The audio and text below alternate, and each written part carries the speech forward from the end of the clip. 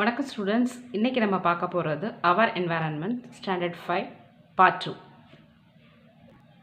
இதில் என்ன பார்க்க போகிறோம் அப்படின்னா apiculture, types of honeybee, useful products from honeybees, types of manure, vermiculture, material used for vermicomposting, advantage of vermicompost, இதெல்லாம் நம்ம இதில் பார்க்க போகிறோம்.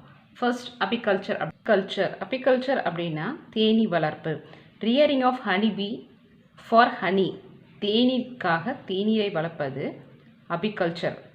It is also call beekeeping, அதாவது தேனீயை பராமரிப்பது அப்படின்றது பேர். In this technique honey bees are reared in specially designed wooden box. நீங்கள் நிறையா இருக்க மரத்தாலான பாக்ஸ்குள்ளே இதை வளர்ப்பாங்க. Honey bees have been very closely associated with human since ancient time. பழங்காலத்திலிருந்து தேனீக்கும் மனிதர்களுக்கும் நிறையா தொடர்பு இருக்குது. Various products like honey and wax are obtained from the honey piece.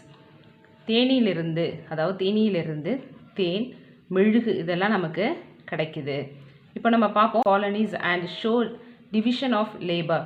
நிறைய bee keeping is a profitable rural based industry. கிராமப்புறங்களில் தேனி வளர்ப்பது ஒரு லாபகரமான தொழிலாக இருக்குது. Honey bees are social insect, இவைகள் ஒரு கூட்டமாக வாழ்வது. The nest of honey bee is known as the bee hive. தேனடை, தேன்கூடு அப்படின்னு சொல்லுவோம். தேனீக்கள் வாழக்கூடிய இடங்களை தேன்கூடு சொல்கிறோம். They live in colonies and show division of labour. அவைகள் எப்படி இருக்குது அப்படின்னு சொன்னால் ஒரு குழுவாக இருக்குது. அது வேலை செய்யும் விதத்தை பொறுத்து அவைகள் வகைகளாக பிரிக்கப்பட்டுள்ளது. இப்போ டைப்ஸ் ஆஃப் ஹனிபீஸ் என்னென்ன வகைகள் இருக்குது அப்படின்னு பார்ப்போம். குயின் பீ, ட்ரான் பீ, ஒர்க்கர் பீ. குயின் பீ ராணி தேனி, ட்ரான் பீ ஆண் தேனி, ஒர்க்கர் பீ வேலைக்கார Theni. The queen is the largest member of the bee colony. தேனீக்களில் ராணி தேனி தான் அளவில் பெரியது. There is only one queen and is the fertile female of the colony. இந்த கூட்டத்தில் they are formed from the fertile egg. அவை எதிலிருந்து வருகிறது அப்படின்னா வளமான முட்டையிலிருந்து வருகிறது. The queen is responsible for laying eggs in colony. அவைகள் முட்டையிடுவதற்காக உள்ளது. It lays about 2000 eggs per day. ஒரு நாளைக்கு 2000 முட்டைகளை இடும். The life span of the queen bee, அதனுடைய வாழ்நாள் 3 to 4 வருடங்கள் ஆகும். இந்த பிக்சரில் பார்த்தீங்கன்னா இதுதான் ட்ரான் பீ. இது ராணி தேனி, அதாவது குயின் பீயோட சைஸில் சின்னதாகவும் ஒர்க்கர் பீயை விட சைஸில் பெரிதாகவும் காணப்படும். இதனுடைய திஸ் இஸ் ஃபர்டைல் மேல், அதாவது இனப்பெருக்க திறனுடையவை. They develop from fertilised egg, அதாவது கருவுறாத முட்டையிலிருந்து வெளியே வருது. Their main function is to fertilize the egg product produced by the queen. Queen உற்பத்தி செய்யக்கூடிய முட்டைகளை இது என்ன செய்து கருவுற செய்கிறது. They also help in the maintain the high temperature, அதாவது தேன்கூடோடைய வெப்பநிலையை சீராக பராமரிப்பதில் உதவி செய்கிறது. The number of drones in a colony amounts to 100 to hundreds and sometimes to 1000. 100 to 1000 வரைக்கும் இருக்கும். The normal lifespan of a drone is 57 days. இதனுடைய வாழ்நாள் 57 நாட்கள் ஆகும். There are female bees and the smallest member of the colony. இதில் குறைந்த அளவு என்ன இருக்குது, ஃபீமேல், அதாவது ஒர்க்கர் பீஸ் இருக்குது. அது கருவுறும் தன்மையற்றது. These bees are very active, மிக சுறுசுறுப்பானவை. Their function is to collect honey, தேன் சேகரித்தல். Look after the young ones, சிறிய after the young ones, clean the comb, அதாவது தேன்கூடை சுத்தப்படுத்துது. Defend the hive and maintain the temperature of the bee hive, தேன்கூட்டை உருவாக்குது, அதனுடைய டெம்பரேச்சரை மெயின்டைன் பண்ணுறது எல்லாமே இதனுடைய முக்கியமான வேலை. Life span of worker bee is 6 weeks. இதனுடைய வாழ்நாள் பார்த்தோன்னா 6 வாரங்கள் ஆகும். Useful products from honey bee. Honey பீலேருந்து பீஸ், அதாவது தேனீக்கிலிருந்து பெறப்படும் பயனுள்ள பொருட்கள் என்ன? ஹனி அண்ட் பீ வேக்ஸ், தேன் மற்றும் தேன் மெழுகு எதிலிருந்து கிடைக்கிது அப்படின்னு சொன்னால் தேனீக்கிலிருந்து பெறப்படுகிறது. Other products which are obtain from bees are, பீலேருந்து கிடைக்கிறது பீனம், அதாவது தேனியோடைய விஷம்.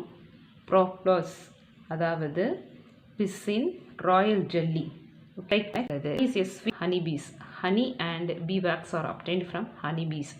அதாவது தேன் மற்றும் தேன் மெழுகு வந்து தேனீக்கிலேருந்து கிடைக்கிறது. Other products which are obtained from bees are venom that is propolis அதாவது பிசின் அண்ட் ராயல் ஜெல்லி உரைக்கூழ் முதலியன கிடைக்குது. இப்போ நம்ம என்ன பார்ப்போம், ஹனி அதாவது தேன். Honey is a sweet viscous edible natural food product. இனிப்பானது, விஸ்கஸ் பிசுபிசுப்பு தன்மை உடையது, எடிபிள் அதாவது சத்து நிறைந்த இயற்கையான உணவுப் பொருள். இட் கண்டைன்ஸ் புரோட்டீன்ஸ் புரதம், ஃப்ரீ அமினோ ஆசிட் அமினோ அமிலங்கள், விட்டமின்கள் and minerals like calcium, iron, phosphorus and manganese. Manganese எதில் இருக்கும் அப்படின்னா கீரைகளில் இருக்குது, அது தேன்லேயும் இருக்குது. The following are the uses of honey bees. Antiseptic and antibacterial property அதாவது கிருமிநாசினி மற்றும் பாக்டீரியா எதிர்ப்பு பண்பையும் பெற்றுள்ளது. இட் இஸ் அன் ஆன்டிபயாட்டிக் எதிர் உயிரி ஆகும். It helps in building up haemoglobin content in blood இரத்தத்தில் உள்ள ஹீமோக்ளோபின் அளவை அதிகப்படுத்த உதவுகிறது. It is used in Ayurvedic and Unani system of medicine. ஆயுர்வேதம் மற்றும் யுனானி மருத்துவ முறைகளில் பயன்படுகிறது. இட் ப்ரிவென்ட்ஸ் காஃப் அதாவது இரும்பல், கோல்டு சளி, fever and relieves sore throat தொண்டையில் இருக்கக்கூடிய புண்ணையும் குணப்படுத்த பயன்படுகிறது. It provides essential amino acid required for the growth of body. மனிதனுடைய உடல் வளர்ச்சிக்கு தேவையான அமினோ அமிலங்களை இது கொடுக்கிறது. பீவாக்ஸ் தேன் மெழுகு. இந்த மெழுகு நீங்கள் எல்லாம் பார்த்துருப்பீங்க, இந்த தேன் கூடு எப்படி இருக்குது அப்படின்றது. Bee wax is secreted by the wax glands of worker bee to construct the combs of beehive. அதாவது தேன்கூடை உருவாக்குவதற்காக தேனீக்களால் சுரக்கப்படக்கூடிய அந்த எசன்ஸ் தான் வந்து என்னது இது பீவாக்ஸ். அதனோட யூசஸ் என்ன அப்படின்றத பார்ப்போம். Highly used in cosmetic industry அதாவது அழகு சாதன பொருட்களோட உற்பத்தியில் பயன்படுகிறது. The wax is used in the preparation of shoe polish போடுறதுக்கு, மேனுஃபேக்சர் ஆஃப் கோல்டு க்ரீம்ஸ் அதாவது போடக்கூடிய க்ரீம்ஸ், லிப்ஸ்டிக், கேண்டில் மெழுகுவத்தி அண்ட் லூப்ரிகன்ஸ் உயவு பொருட்கள் ஆகவும் பயன்படுகிறது. It is also used in the preparation of ointment and in the pharmaceutical industry. மருத்துவ துறைகளிலும் இது களிம்புகள் தயாரிப்பதில் பயன்படுகிறது. ஃபர்டிலைசர் அப்படின்னா வந்து உரம். இப்போது நம்ம இந்த பாடத்தில் இயற்கையான முறையில் எப்படி உரங்கள் தயாரிக்கிறதுன்னு பார்க்குறோம். அதுக்கு முன்னாடி ஒரு மூணு ஆர்டிஃபிஷியல் ஃபர்டிலைசரை நம்ம இப்போ பார்க்க போகிறோம். இந்த ஆர்டிஃபிஷியல் ஃபர்டிலைசர் நைட்ரஜன். இது பார்க்குறதுக்கு என்ன ஆர்டினரி சுகர் மாதிரியே இது இருக்கும். இது பாருங்கள் இப்படி பொட்டாஷ் எப்படி இருக்குது அப்படின்னு பாருங்கள். இது பாஸ்பரஸ் பார்க்குறதுக்கு சின்ன ரவுண்டு பால் மாதிரி இருக்குது. இந்த பிக்சரில் பார்க்கக்கூடிய நைட்ரஜன், பாஸ்பரஸ், பொட்டாஷ் இந்த மூணுமே example for artificial fertilisers. Manure அதாவது இயற்கை உரம். Manure is an organic matter used as fertiliser. அதாவது இயற்கை உரம் என்பது உரமாக கிடைக்கக்கூடிய ஒரு வகையான கரிம பொருள். It is mostly derived from a animal and plant residue. தாவரங்கள் மற்றும் விலங்குகளுடைய கழிவுகளிலிருந்து கிடைக்கிறது. It increases the fertility of the soil. வளமையை அதிகப்படுத்துகிறது by adding nutrients such as nitrogen, phosphorus, potassium. இப்போ நம்ம பார்த்தோம் நைட்ரஜன், பாஸ்பரஸ், பொட்டாசியம் வந்து இதில் வந்து எதில் இருக்குது, அனிமல் அண்ட் பிளான்ட் ரெசிடியூவில் இருக்குது. இதை வந்து ஆர்டிஃபிஷியலாக அதில் இல்லாத போது நம்ம என்ன பண்ணுறோம், ஆர்டிஃபிஷியல் ஃபர்டிலைசர்ஸும் அது மாதிரி யூஸ் பண்ணுறோம். It is a natural form of fertiliser and it is cheaper. இது வந்து இயற்கையிலேயே வீணாக போகக்கூடிய கழிவுலேருந்து பயன்படுத்துகிறோம், அதனால் இது வந்து சீப்பராக இருக்கும். இப்போ ஆர்டிஃபிஷியலாக பயன்படுத்தும் போது நம்ம பணம் அதுக்காக செலவு பண்ணணும். Types of manure: animal manure, green manure, compost manure. அதாவது 3 டிஃப்ரெண்ட் டைப்ஸ். இப்போ ஃபஸ்ட்டு பார்ப்போம் அனிமல் மேன்யூர். அதாவது common form of animal manure is a farmyard manure. அதாவது விலங்கு பண்ணைகளிலிருந்து கிடைக்கக்கூடிய எரு. அதாவது அனிமல் மேன்யூர் அப்படின்னா விலங்கோட எரு. என்னென்ன எருலாம் நம்ம பயன்படுது? It contains a urine and of different livestock like horses, குதிரை, cattle, pigs, sheep, chickens, turkey and rabbits. இதிலிருந்து எல்லாத்தையும் கலெக்ட் பண்ணுறோம். It contains nutrients like nitrogen, phosphorus and potassium. Okay, nutrients இருக்குது, nitrogen, phosphorus and potassium. It increases the capacity of soil.